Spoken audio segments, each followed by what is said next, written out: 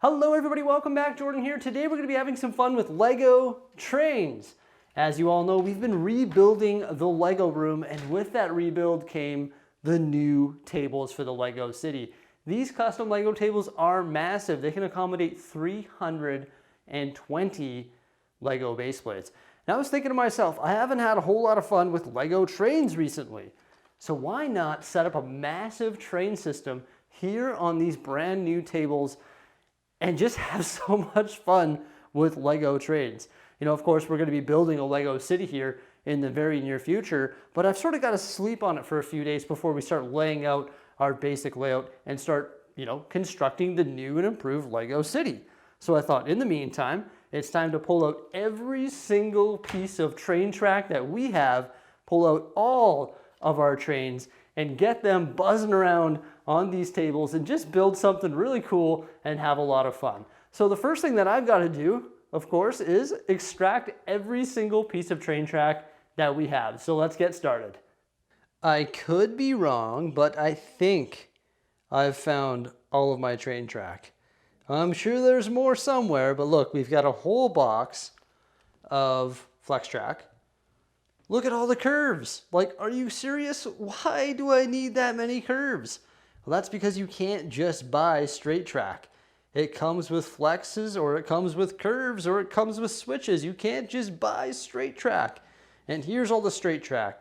So you got the plain ones, we've got the ballast ones, then we've got the ballast ones with base plates. I swear I've had more of these somewhere. I don't know where they all are. Are they under here? I don't know. Are they in different places? Are they upstairs, downstairs? I don't know where they are. Oh no, oh, there we go. I found them. I seriously, that's not staged. Okay. I did not look in that drawer unit. I forgot that was there. I was looking in these drawer units over here. Okay, never mind. I found more train track, and I'm sure there's more elsewhere as well. I guess another good thing about doing this, on top of it being an extreme amount of fun, is the fact that we can actually, put all our train track back together how it's supposed to be. Because a lot of these things are like missing pieces and stuff like that. So when we go to rebuild the city, at least we know all of our straight track will be together, all of our ballast track will be together, all of our curve track will be together. So when we go to build a new train system, it's going to be a little easier when it's all consolidated.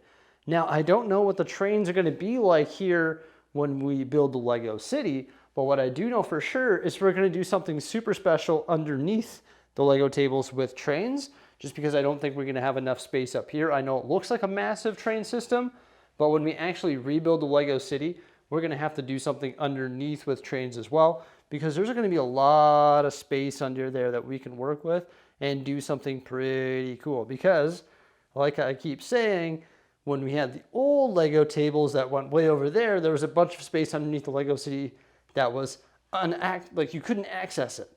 But now we're going to be able to access everything. Is that more train stuff? No, that's dock stuff. Okay, I'm pretty sure we got all of our train track. Let's build a super cool train system here on the tables. So when building the train track, I wanted to prioritize using all of our standard RC track. One big consistent train track, it's going to look good. Try to make some curves and all that stuff because we've got a really fancy idea for decking these tables out to make a pretty cool scene. We've got some curves, we've got some swerves. We've used pretty much all of our straight standard RC track and a lot of our curves. We could have added switches. We could have added more train track using our ballast and also our flexi track, but why didn't we do that? Well, I wanted to leave a bunch of open space because we're going to make a unique scenery for our trains. Some Lego scenery. Now, I've done this in the past, and actually I've done it in my backyard at the old place. And I also did it in this basement. Remember when there was pink insulation on the walls and a concrete floor? Well, we actually built a massive train system in this basement here, and it was really cool. But today, I want to do something a little bit different and make some awesome scenery for our trains. And you know what I'm really excited about? The POV camera angle, or the point of view camera angle for the trains. Because of course, we're going to do that as well as soon as we get these trains fired up. But for right now, I better take care of making some awesome scenery for our trains. So what are we going to do? Well, I'm going to get as many cool big Lego sets that I can think of, and we're going to put them all over these tables. Might be a modular building, might be something Star Wars, might be something Disney, who knows? So that when these trains drive around, they've got lots of cool things to see, and the passengers on the trains are up for a treat because it's going to look pretty neat.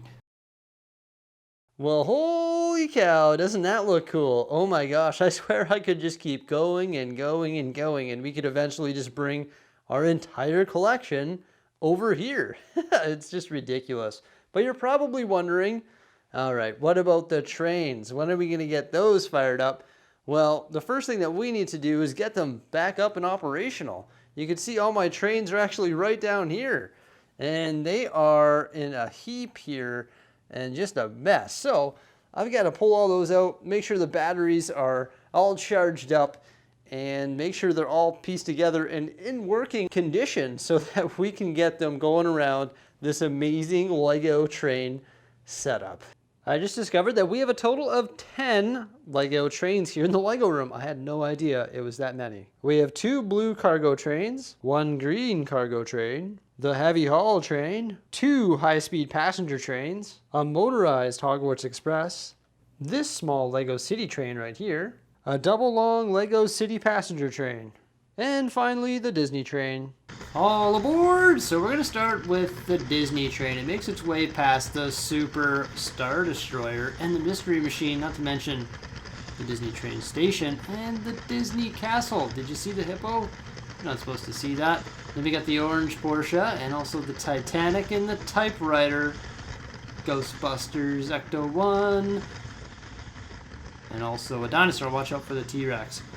Got Ninjago City and the Fire Brigade. Along the backside of a roller coaster, and of course, you can't have the Ecto-1 without the Ghostbusters HQ, and we decided to lean some art up against the back wall, including Iron Man, Darth Maul, hey look! Even me.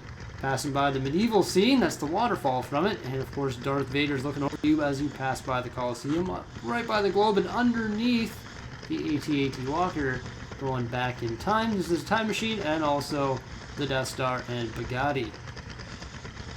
Not to mention the little mini Batman tumbler and some more trains, of course. Not all trains are operational, but we've got Big Ben, the Hogwarts train, also 12 Grimwald Place, and Diagon Alley beside Mario. That makes absolutely no sense. But it's still pretty cool seeing all these awesome Lego sets as the trains go around, especially this POV camera. I really like the POV camera. I just think it's really neat and a lot of fun, and it's actually pretty easy to set up. Then you got the high-speed passenger train. This is one of my favorite Lego City trains of all time. What I really like about it is you can buy 2 of them and put them back to back. That's what we've done here, and it's Bluetooth, of course, so you can operate it using your phone, and it's just easy to operate. And it's also like not part intensive, so it's very durable. It's also very light. It can go fast, and the Bluetooth battery box actually has no problem towing 2 trains. So all you need is 1 set of drive wheels and 1 battery box, and honestly, it's one of my favorite trains. This and also the white high-speed passenger train. Also like that green cargo train. And it's making its way a little bit slower around the corners because it is a little bit heavier. But of course, we've got 2 trains going on this line at the same time. So we've got the Disney train and also the high-speed passenger train going around the magnificent Millennium Falcon. Pretty epic train setup. I don't know what we're going to do for the Lego City, but I'm really excited to see what we can do with this Lego City. And I just wanted to take the time to set up some amazing train track on these massive tables and just sort of drive around some epic sets. Like, I've never really done anything like this before, and I just think it's something pretty neat and something that you don't do too often or don't see too often, so I figured why not have some fun with Lego sets, right?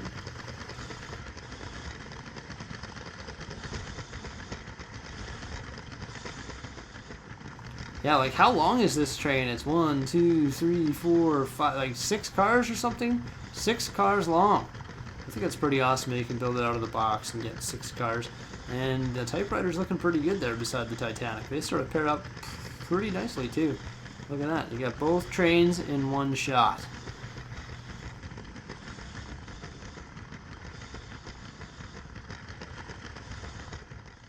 A pretty neat setup, hey? So we've got the passenger train going around right now.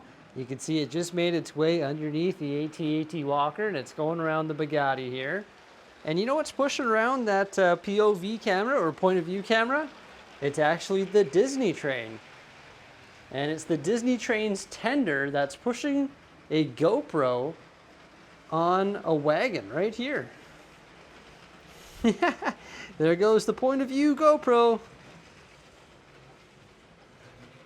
And making its way to the Coliseum there. Pretty neat, eh? Pretty basic setup. Just strapped it to a wagon or a car there using some zip ties. Hello, there it goes. Pretty neat. Have a lot of fun with Lego trains. I love this setup that we built here. Man, maybe we won't be making a Lego city. Maybe we're just gonna have fun with Lego trains, right? Hey, but we could do that underneath the Lego tables as well. But isn't that a cute little setup right there? There it goes. Well, everybody, there we go. We've had lots of fun with Lego trains today. Just wanted to do that, and I think we achieved that. You know, it's been a blast getting these trains fired up. We got some trains that we got to repair, some stuff that we got to fix up for the Lego City, and obviously lots of sets to put back on the shelves because there's some big holes in the shelves right now. Oh my gosh, where's all the awesome sets? Well, of course, they're on our tables, but it just goes to show how big our Lego City tables are. Like, look at that. That's a Titanic over there. That's one of the world's largest Lego sets. And then we've got the AT-AT Walker right over here, which is the 5th largest Lego set in the world. Not to mention the Coliseum just behind that, right? So pretty neat. It looks like we're about to have a little bit of a collision here because that little speedy Disney train is going pretty fast. It's coming right up here on the passenger train. Uh-oh. Oh no! Oh, okay. Not that dramatic. Hey, that might be some cool footage right there. Seeing the passenger train going around. Maybe I'll let it run like that for a while. Well, there you go, everybody. I hope you enjoyed our video. Remember, like, subscribe, and stay tuned for some more great stuff coming out here in the near future. Peace out.